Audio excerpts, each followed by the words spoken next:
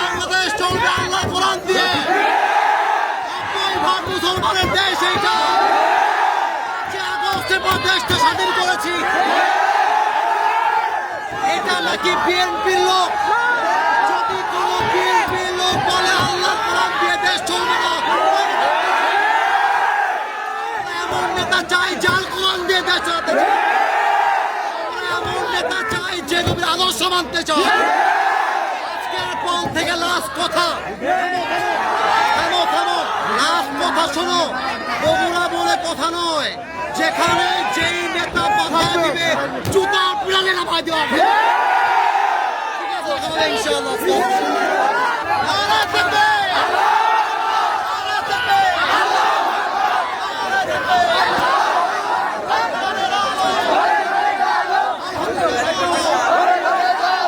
ক্ষমা চাওয়া লাগবে, ক্ষমা চাওয়া লাগবে, ক্ষমা চাওয়া লাগবে এখানে। ক্ষমা চাবে আমি সামলাইতে পারবো না। চাইতে হবে, আমিও ক্ষমা চাইতে হবে।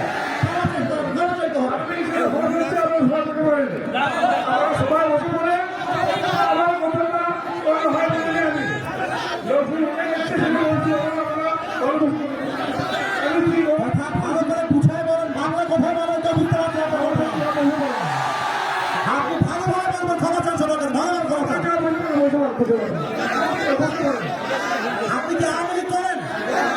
তা আপনি আওয়ামী লীগ না করলে আপনি কথা বললেন। আমরা যারা আইন চাপি আপনি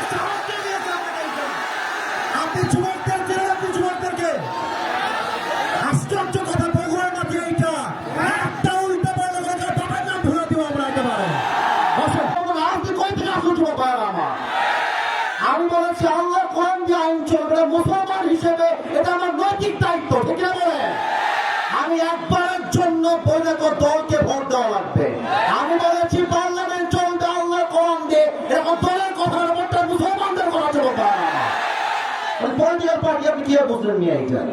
আমি রাজনীতি করেই না। আমি রাজনীতি, আপনি যদি দলের আইন সহ্য করতে না পারেন আপনার ইমান থাকবে না যুবক ভাই আমার। আমি চাই আল্লাহ কোরআন দিয়ে দেশ চলবে, এটা কোনো রাজনীতি নয়, এটা আমার মুসলমান হওয়ার পরিচয়। আমার ব্যাকগ্রাউন্ড চেক করবেন আপনি। You have to check my background first, then you can comment on myself.